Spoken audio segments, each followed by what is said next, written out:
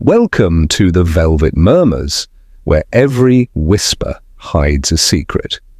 I'm so glad you've joined us for today's mystery.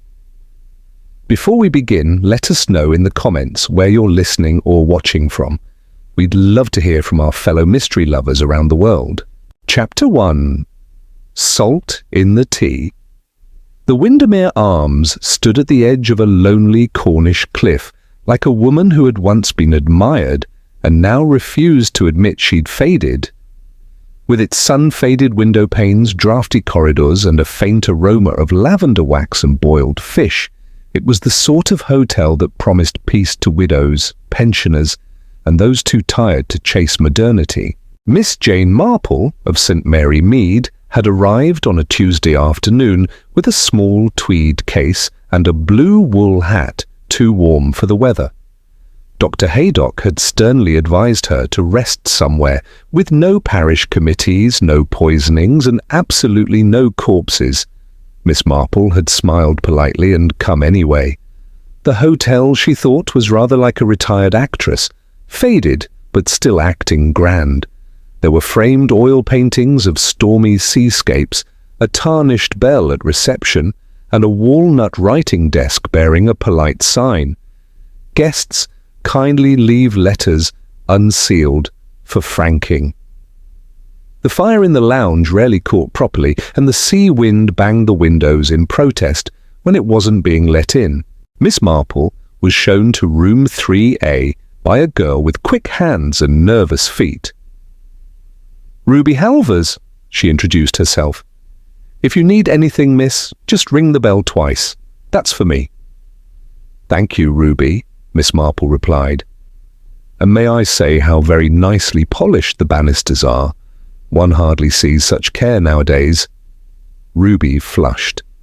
"Mrs. Lenton likes things proper, though some rooms are locked shut, haven't been touched in years."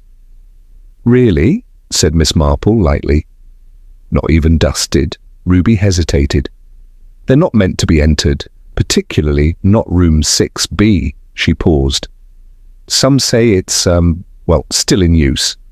Miss Marple raised an eyebrow. Ruby coloured. "I mean, it's nonsense, just old village talk. Don't you worry, miss. Would you like the radio set turned in?" "No, thank you, dear. I find human voices far more interesting than mechanical ones."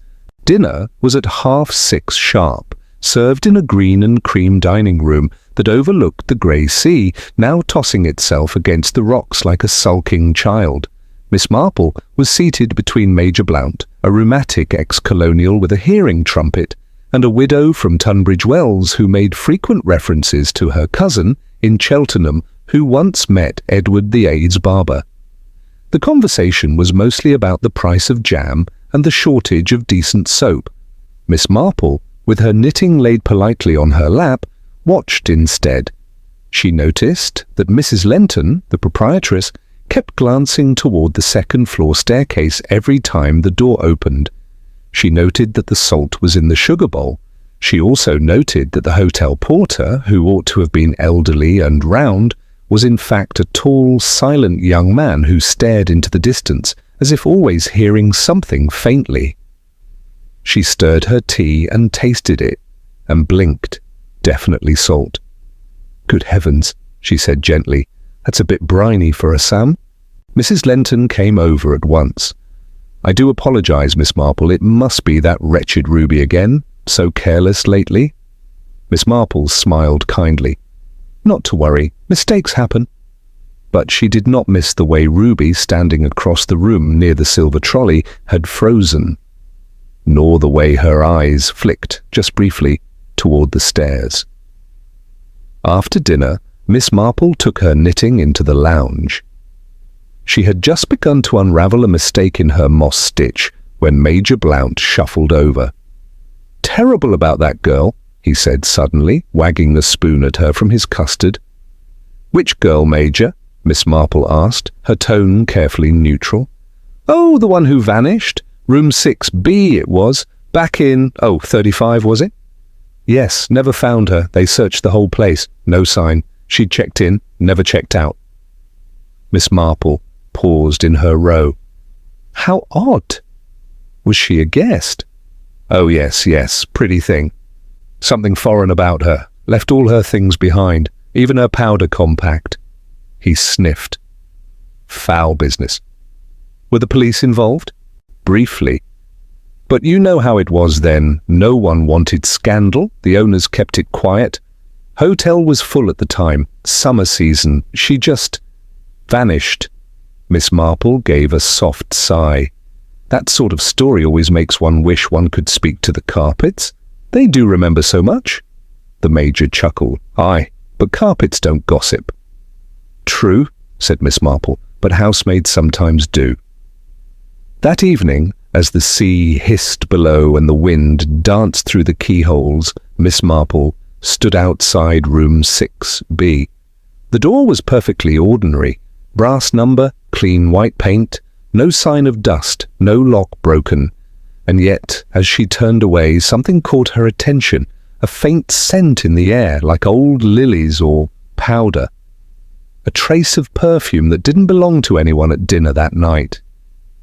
She filed it away carefully, like everything else, and returned to her room, where the salt had once again replaced the sugar. Chapter 2. A room sealed and silent. The next morning was veiled in a fine sea mist. It clung to the window panes like old breath and softened the outline of the cliffs until they looked painted on. Miss Marple sat at the small table near the window in the breakfast room, quietly buttering toast and listening. Not eavesdropping, heavens no, but simply allowing sounds to find her. When one listens without expectation, one hears far more. Across the room, two women, both spinsters by their sensible shoes and suspiciously identical cardigans, were discussing the scarcity of good haddock. Of course I don't eat smoked fish, said one. Not since poor Clara choked on a bone during Vespers. A shame. So musical, Clara. Yes, said the other absently, stirring her tea. But you know, it's the silence upstairs that gives me the shivers. Which silence? Second floor. East wing. Always cold down there. The maids won't go alone. Miss Marple sliced into her soft boiled egg with surgical precision. Later that morning, with a shawl over her shoulders and a polite expression on her face, she wandered the corridors of the Windermere Arms. The second-floor landing was longer than necessary, with polished floorboards that creaked theatrically, as if rehearsing an old performance. Room 6B stood quietly near the end, flanked by faded wallpaper and an umbrella stand that no one had touched in years. It looked quite ordinary. Yet Miss Marple had lived long enough to know that evil never wears horns or lurks behind cracked stone walls. It resides, more often than not, behind respectable curtains, in freshly painted rooms, or under hats with netting veils. She stopped. There was a faint hum coming from somewhere, almost like singing. Not melody exactly, but tone. A sound just barely too high for comfort. The kind of sound one cannot be certain one hears. She turned as Ruby Halvers came up the stairs, a pile of towels clutched against her chest. "Ah, Miss Halvers," Miss Marple said kindly. "Do you know I passed room 6B earlier and noticed it looked quite pristine. Is it used for storage, perhaps?" Ruby froze mid-step. One towel slipped. She caught it, hands trembling slightly. "No, miss. I mean, yes, it's kept tidy, but not for use. Mrs. Lenton says it's bad luck to let it." Bad luck? Miss Marple's tone was light, but her gaze was watchful. Ruby's lips twitched. "Silly, I know, but the girls don't like going near it. Even when we sweep the corridor, we do it fast." Miss Marple nodded thoughtfully. "Strange, isn't it, how some rooms retain a presence, as if they remember something unpleasant?" Ruby bit her lip. "She was a guest, before my time, mind you, but the others say she died in there." "Died? Well, maybe. No one really says for sure, just that she never came out, and no one was allowed to ask about her." Ruby leaned closer, her voice dropping. "One night, Mavis from the kitchen said she saw a light under the door. but that room hasn't had a bulb in years. The switch don't work." "How interesting," Miss Marple said, as if discussing flower bulbs instead of spectral rumours. "I shouldn't be telling you this." Ruby glanced around. "Mrs. Lenton's strict. She doesn't like people prying." "Neither do I," Miss Marple said gently. "Prying is very rude, but noticing is simply paying attention, don't you think?" Ruby's face twitched with an uncertain smile, then turned sharply pale. Footsteps were echoing on the stairs behind them. Stephen Lenton appeared, collar turned up, his face shadowed despite the morning light. "Everything all right?" he asked. Ruby dropped a towel. "Quite," said Miss Marple, stooping before Ruby could. She handed the towel back with a warm smile. "Your mother runs a very orderly house, Mr. Lenton." He nodded. "She likes things undisturbed." And with that, he strode past them, down the corridor and out onto the narrow cliff path that curved behind the hotel. Later that afternoon, Miss Marple asked for a pot of tea to be brought to the lounge. Ruby brought it up herself, lips pinched tight. She didn't linger. Miss Marple opened her knitting bag and retrieved an envelope, not for correspondence, but for what she called clue safekeeping. Inside, she tucked 3 things: a dried flower petal, pale lilac in colour, that she'd found outside room 6B, not native to this part of Cornwall. A hotel brochure dated 1935 with a guest list scribbled in pencil on the back, recently used as a shelf shim, and a matchbook from the Swan Cafe, reading, tucked beneath a book in the hotel library. She sat back and closed her eyes for a moment. Who had been in room 6B recently enough to leave a modern footprint on old carpet? Why was a room sealed, yet kept spotless? And why did Mrs. Lenton's eyes always shift when someone mentioned the 2nd floor, as though watching a wound trying not to bleed?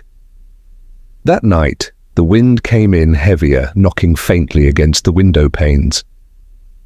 The tide whispered something urgent against the rocks, and at exactly 2 minutes past midnight, Miss Marple, who never slept through storms, heard the sound again. 3 slow knocks, deliberate. Knock, knock, knock. She sat up. They came from the corridor, from room 6B, and then silence, complete and unnatural, as though the hotel itself were holding its breath. Chapter 3. A Knock That Shouldn't Be. The following morning was unnaturally bright, as though the weather wished to make amends for the night before. The sea, glinting silver under the sunlight, had shed its menace and now lapped the cliffside rocks in soft rhythm.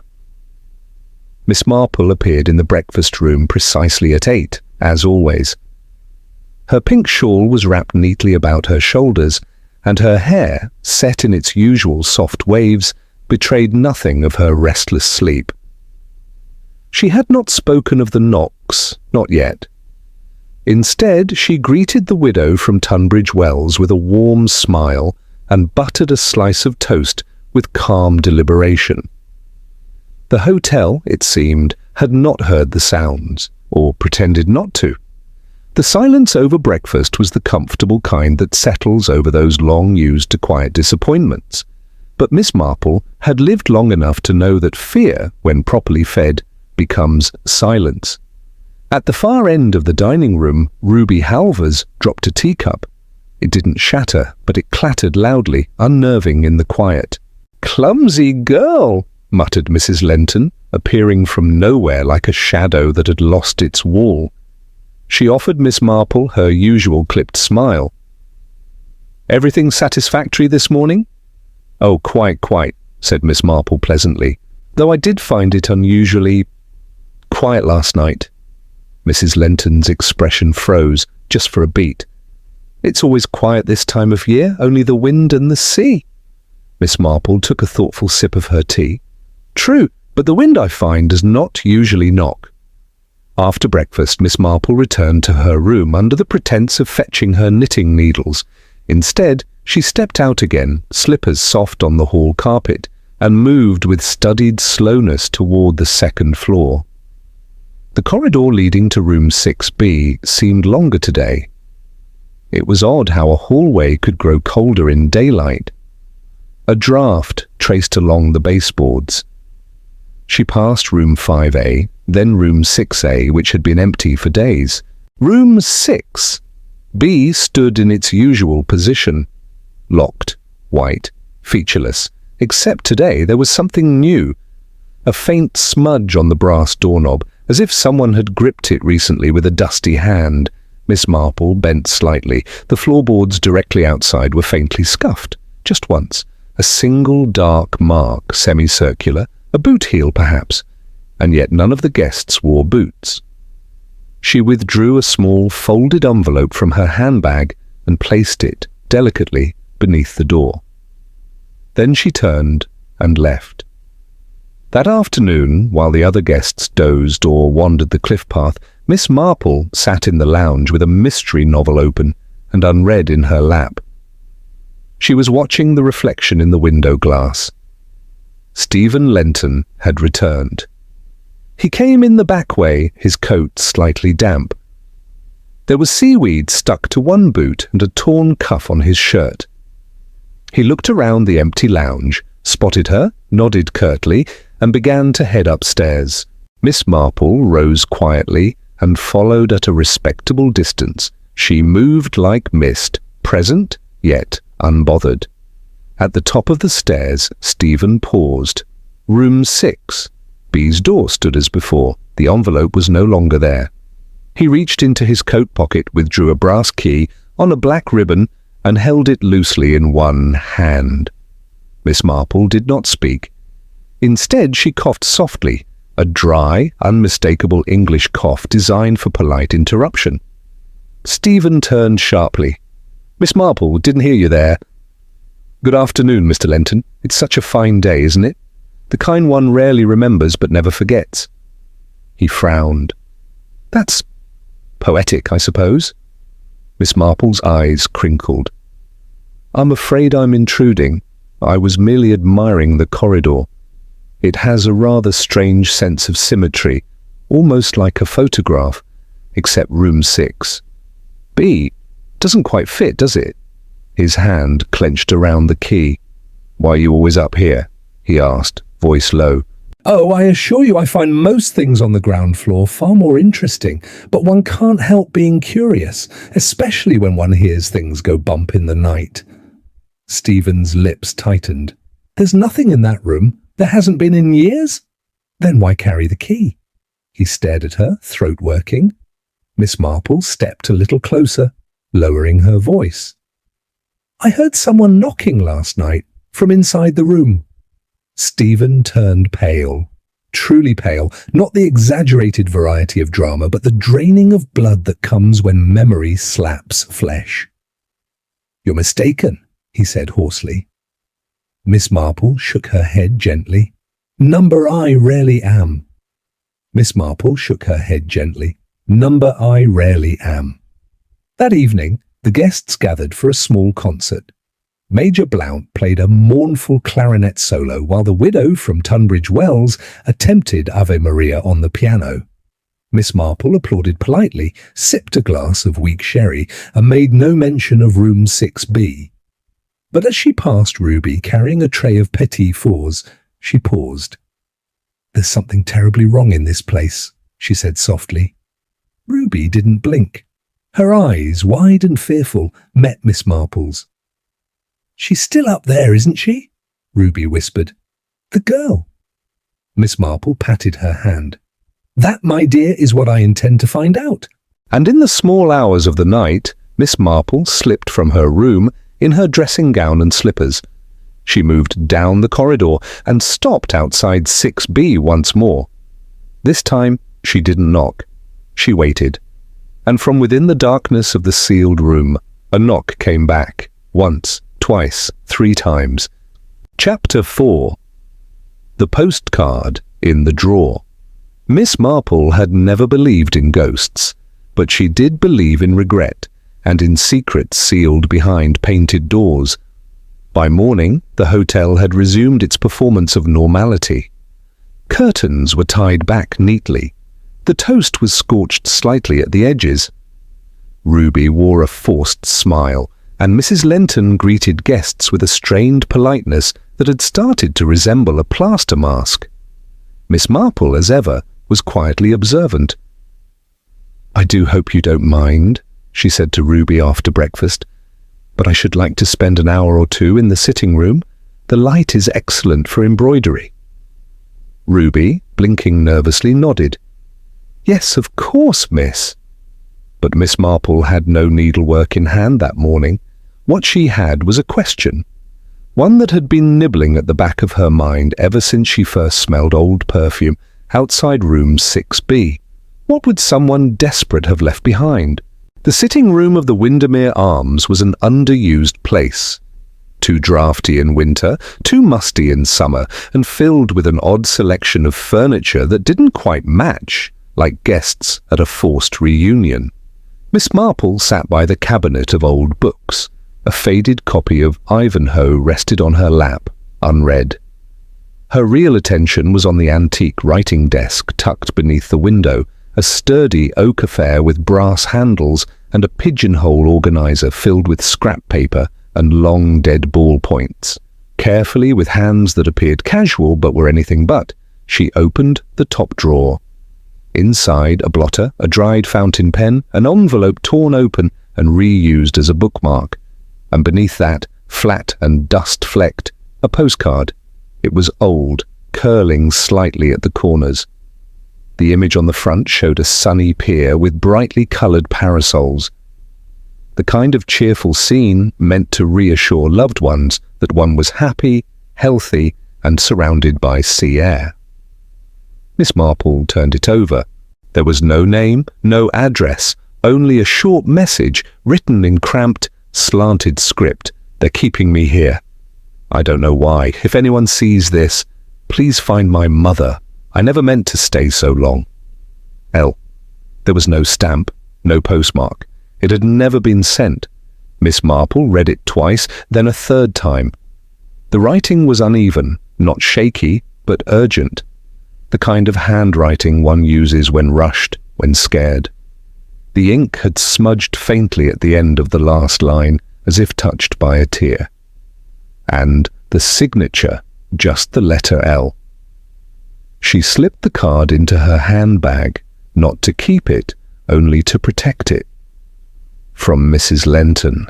Outside, the weather had turned again. The blue sky dulled into pearl grey. Seabirds wheeled soundlessly over the cliffs, circling some invisible point, as if called by memory. Miss Marple took a seat on the terrace overlooking the sea. Major Blount was already there, nursing a lukewarm brandy and polishing his monocle with undue effort. She waited a moment, then said, "You've been coming here a long time, haven't you, Major?" "Since the old girl ran it," he said, "Mrs. Lenton's mother. She was firm but fair, military sort, never spoke more than necessary. My kind of woman. Do you remember the summer of 1935? The monocle paused. "Of course, hot as the blazes. We had a jazz trio one weekend, quite out of character for the place." "Do you remember a girl disappearing?" The monocle fell into his lap. "Good God," he said, half under his breath. "You're not chasing that old tale, are you?" "I'm merely curious. It seems odd that such a thing could happen and be so quickly forgotten." The Major exhaled. "Not forgotten, just buried. The girl was young, pretty, blonde, always wore red shoes. Can't recall her name. She arrived alone, said she was expecting someone, but no one came. Stayed up in 6B. Miss Marple said nothing. Her silence encouraged memory.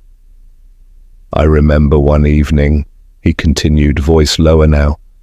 "I was on the terrace smoking, saw her standing by the railing, crying, but trying not to, like it was a habit. Next morning she was gone. Her case was still in the room. They said she'd checked out, but no one saw her leave. And the police? Came and went, nothing official. Mrs. Lenton's husband handled it. Then the room was shut up. He rubbed his temple. There were whispers, of course, that she'd run off, that she'd jumped, that someone... He stopped. Yes, Miss Marple prompted gently. That someone helped her vanish, though not the way one would hope. Miss Marple let the quiet settle again. The sea hissed against the rocks like a whisperer with secrets it would never shout. Tea that evening, Ruby knocked softly on Miss Marple's door. She looked pale. "I found something," she whispered. "Cleaning the old cupboard in the linen store. You should see it." Miss Marple followed, slippers silent against the floor. Inside the cupboard, beneath a stack of ancient bedspreads, Ruby uncovered a dusty shoebox tied with blue ribbon. She hesitated, then undid the knot. Inside were old belongings, a hairbrush, a cracked powder compact, a string of plastic pearls and folded paper napkins, the kind used in guest teas. On one of them, a faint outline of lipstick, rose pink. Ruby looked at her. Was this hers? Miss Marple didn't answer immediately. Instead, she picked up the compact. Inside, stuck behind the mirror, was a folded receipt from the Swan Cafe, reading, dated July 1935. She was trying to leave a trail, Miss Marple murmured, but no one followed it. That night, Miss Marple placed the postcard and the receipt side by side on her bed. L reading, red shoes, vanished girl. Someone had kept her hidden long enough for everyone to forget, but the room hadn't. Room 6B remembered, and someone else did too, because when Miss Marple passed its door one last time before sleep, there was a single pressed flower tucked beneath the keyhole. A purple iris. Chapter 5. The Girl in the Photograph. The next morning dawned grey, as though the sky itself were reluctant to look too closely at the Windermere Arms. Miss Marple sat near the fireplace in the lounge, which coughed out more smoke than warmth. Her knitting needles lay idle in her lap, and the room buzzed with a faint hush, like a church before a funeral. Guests had begun to sense something, though no one could name it. Mrs. Lenton, looking more pinched than usual, was directing Ruby to dust the railings properly this time, while her son Stephen stood at the reception desk leafing through an old ledger. His fingers moved steadily, but his face was pale, the skin beneath his eyes lined with something that had not been there before. Miss Marple, who had learned to read grief and guilt as fluently as needlework patterns, noticed. "Excuse me, Major Blount," she said after luncheon. "You mentioned the summer fete of 1935. Do you by any chance have a photograph of that event?" The old soldier blinked. "Photograph? Why, I might. My sister insisted on scrapbooks, you know, terrible handwriting, but a dogged archivist." "Would you be terribly kind and have a look?" By tea time, he returned. He carried a leather folder smelling faintly of mildew and mothballs. From it, he withdrew a yellowing photograph printed on stiff cardstock, marked Windermere Arms, Summer Fete, July 1935. The image captured laughter frozen in time, women in wide hats, children waving streamers, a gramophone perched on a stool, bunting flapping in the sea breeze. Miss Marple studied each face, and there she was, the girl. She stood to the left of the tea urn, laughing, her head turned slightly to one side.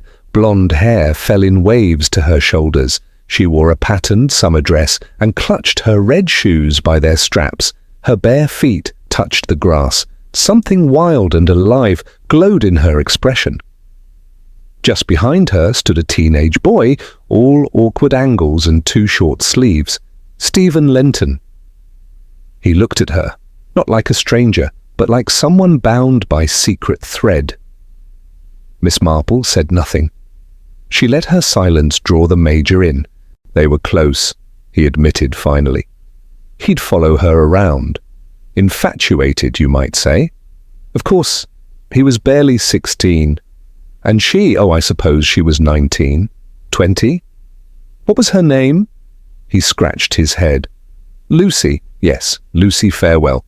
She signed the guest book that way, I remember, because she had such a peculiar handwriting, little curls under every Y. Fairwell? Spelled with an E, I think. Her room was 6B, stayed about a fortnight, then poof. He snapped his fingers. Gone. Miss Marple's lips pressed together. Not quite gone, she said softly. Only hidden.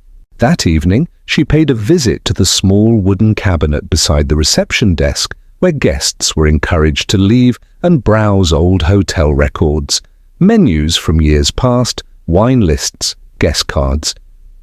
Miss Marple, with her reading glasses perched halfway down her nose, opened the 1935 guest ledger. There she was. Fairwell, L room 6. B check-in 16th July 1935. Check-out, but the column blank. The entry had been underlined faintly in pencil, then erased. Miss Marple looked up. Stephen Lenton was watching her. Their eyes met. She smiled gently. A very fine record-keeping system, Mr. Lenton. He turned away, but not before she saw it. The glimmer of something not quite fear, but shame. Later, in her room, she laid the photograph beside the postcard, the compact, and the cafe receipt. It was all beginning to coalesce. The outline of a story, long hidden, was rising like something surfacing from a deep well. Lucy Fairwell had been here. She had loved, she had hoped, and then something had gone terribly wrong. Miss Marple lit a candle on the bedside table and sat in the quiet. There was a tap at her door. Ruby. She entered without speaking and set down a tray with fresh tea. Then, as if emboldened by the sight of Lucy's photograph, she sat at the edge of the armchair and whispered, "There's something else." Miss Marple waited. "I opened the linen cupboard last summer, by mistake. It shares a wall with room 6B. The plaster's cracked on that side. I was reaching for towels and I heard crying." "Crying?" "Yes, miss. Low and soft, like someone trying not to be heard." Ruby looked down. "I didn't say anything. Who would believe me?" Miss Marple touched her hand gently. "You did the right thing in coming now."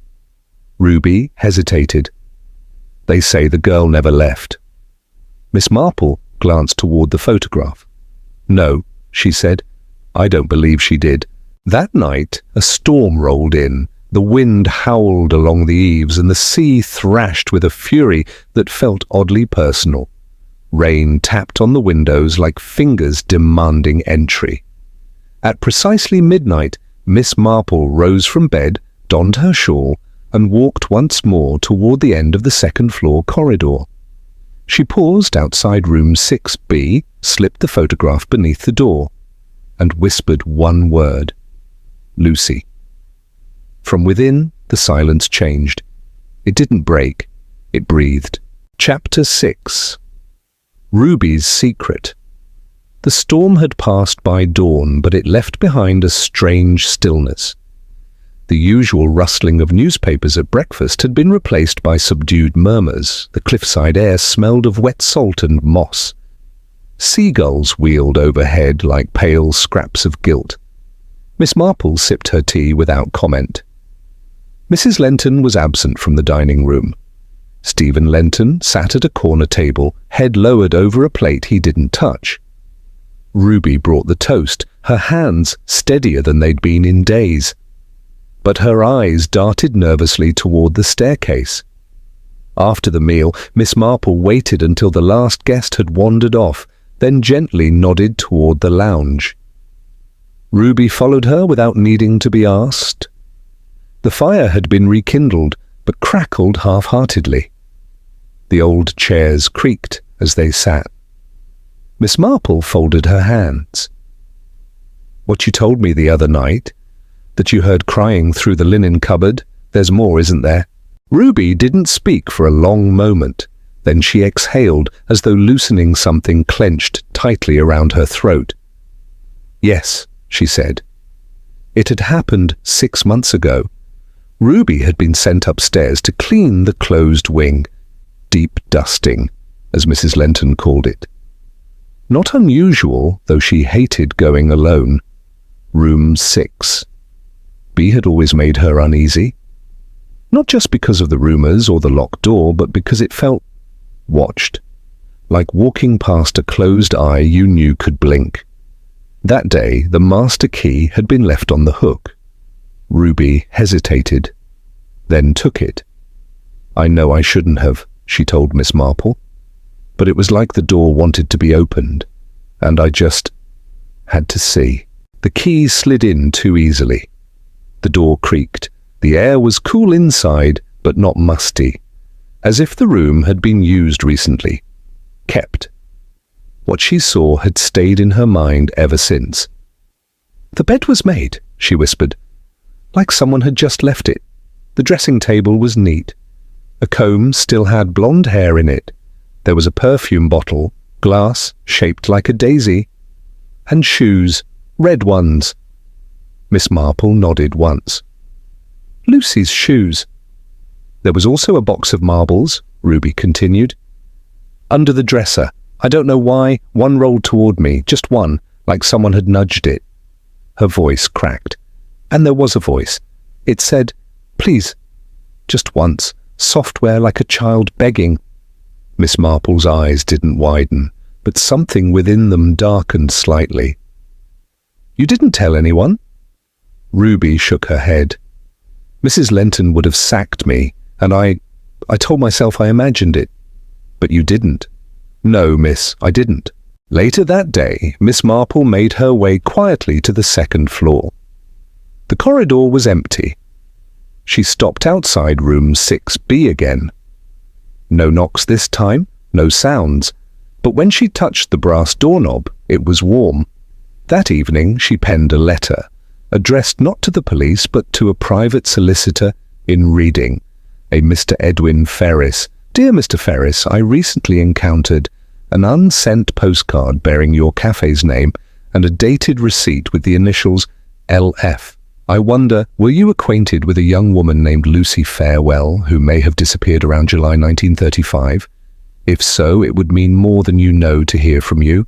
With respect, Miss Jane Marple, St. Mary Mead." She posted it at once. That night, Miss Marple sat in the dim lounge near the fireplace. Stephen Lenton entered. He poured himself a glass of sherry but didn't drink. "You're still chasing ghosts," he said bitterly.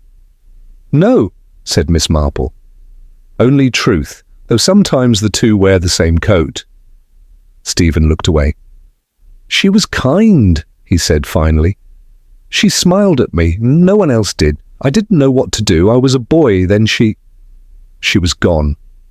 "You didn't kill her," Miss Marple said quietly. "No," he whispered, "but I watched them lock her in, and I never opened the door." Miss Marple looked at him for a long time. "And now," she said gently, "you must." Chapter 7. The trap is set. The rain returned the next morning, soft and steady, draping the Windermere Arms in a veil of grey. The sea looked tired, flat and cold beneath a dull sky. Miss Marple sat with her embroidery by the lounge window, her eyes not on the thread, but on the entrance hall. Stephen Lenton paced more than usual that morning. Mrs. Lenton had not come down to breakfast. Ruby, pale as milk, kept glancing at the second-floor stairs. The silence had deepened into something brittle. Miss Marple waited until the guests had drifted into their dull rituals, crosswords, tepid walks, lukewarm brandy, then nodded to Ruby. "Time, dear," she said quietly. Ruby looked terrified, but she nodded. She had agreed to do it. Miss Marple had asked her only to leave the door to room 6B unlocked and ever so slightly ajar. Not wide open, just enough to whisper, "Come in."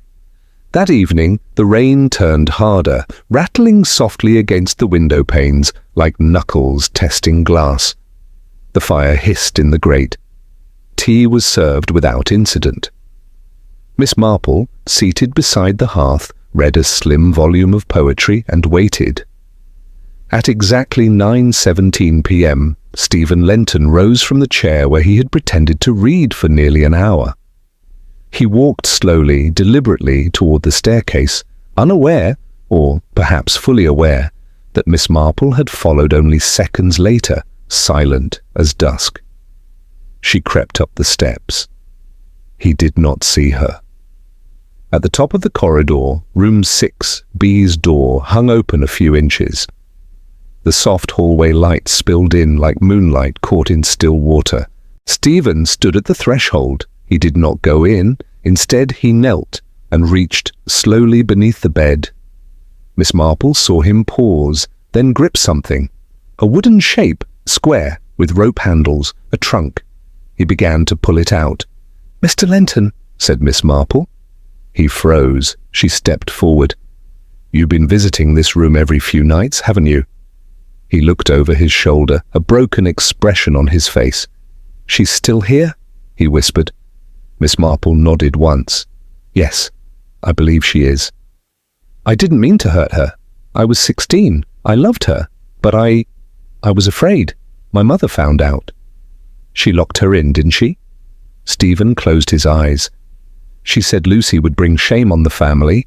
She said it was just for a few days, until she went away. But she never went away." "No." His voice broke. "She got sick. Then one night, she died. She was going to have a baby." Miss Marple said nothing. Stephen opened the trunk. Inside, wrapped in yellowed linen and surrounded by old postcards and perfume bottles, lay the remains. Miss Marple took a long, trembling breath. "Why keep her here?" she asked gently. "I couldn't bury her. It would have meant telling. I couldn't destroy her. So I came back, year after year, just to be near her." He looked up. "But the worst part, she died calling for help, and I never answered. The police were called. The trunk was taken away with quiet, grim efficiency. Mrs. Lenton was arrested the next morning, still in her dressing gown. She did not deny it. She didn't weep. She only said she wasn't suitable for my son and asked to have her tea before going with the constable. Stephen sat in the corner of the lounge all that day, staring at nothing. Ruby wept openly, but Miss Marple comforted her. "You were very brave, my dear." "She was just a girl," Ruby sobbed. "Just a girl who wanted to go home." Later that afternoon, a letter arrived for Miss Marple. From Reading. She opened it slowly. "Dear Miss Marple, yes, I knew Lucy Fairwell. She worked part-time at the Swan Cafe while saving to attend art school. When she vanished, her mother collapsed, died 2 years later. We all assumed Lucy had run away or met some terrible fate. I never thought we'd know for sure. Thank you, E.F." Miss Marple folded the letter carefully. Then she took the pressed iris she had found outside room 6, B, and placed it between the pages of Lucy's photograph. She did not believe in ghosts, but she believed in memory, and in the peace that comes when the truth is no longer locked behind silence. Chapter 8. The Girl Who Waited.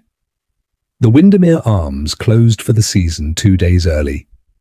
The police had left quietly, taking with them the trunk, several bags of evidence, and Mrs. Lenton herself. It was said she made no objection, only asked to change into a darker coat. "This isn't the sort of thing one wears tartan for," she reportedly muttered. Guests were refunded and politely urged to make alternate arrangements. Ruby stayed on to help pack the linens, her movements slower but more deliberate. Stephen Lenton did not leave. He sat most days in the lounge by the window that overlooked the cliffs, watching the tide change and the sky darken. He spoke to no one, not even Miss Marple. Miss Marple, for her part, spent the morning writing her final letter. Not to the newspapers nor the authorities, but to the only person who had gone unheard for too long. Dear Lucy, I cannot undo what was done to you, but I can say this. Your silence has been broken. Your name has been spoken. You are no longer lost. The sea has kept your secret long enough. Let the earth hold you now, and the truth walk where you once could not. She folded the note and slipped it into an envelope. Then she asked Ruby for a small favor. I'd like you to place this beneath the floorboard in room 6B, she said gently. You'll know where. Ruby nodded. Her eyes brimmed. Yes, miss. Before leaving the hotel for good, Miss Marple took one final walk down the second-floor corridor. Room 6B stood open. The air inside was still. Empty, but not hollow. The bed had been stripped, the dressing table bare. The red shoes were gone, the comb, the marbles, the photograph, collected for evidence. And yet there was a presence in the stillness. Not eerie, not cold, just waiting. Miss Marple stepped in and placed a single pressed iris on the windowsill. Then she turned and closed the door behind her. She departed Windermere Arms in the early evening, just as the sun pierced through the low clouds and cast gold across the sea. As the hired car pulled away down the cliff lane, she looked back only once. The hotel stood quiet, tired, a little ashamed, but lighter somehow. Epilogue.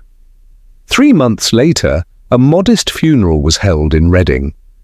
The remains of Lucy Fairwell were interred beside her mother. The vicar spoke kindly, not because he knew her, but because someone had finally said her name. A plain white headstone was placed with simple lettering. Lucy Fairwell, 1915-1935. A daughter, a dreamer, a girl who waited. No one claimed her estate. But a small bouquet of irises arrived every year on her birthday, delivered anonymously. Miss Marple, on her return to St. Mary Mead, was heard to remark only once. There's no justice in some endings, but sometimes there's dignity. And for some souls, that's all that remains to be rescued.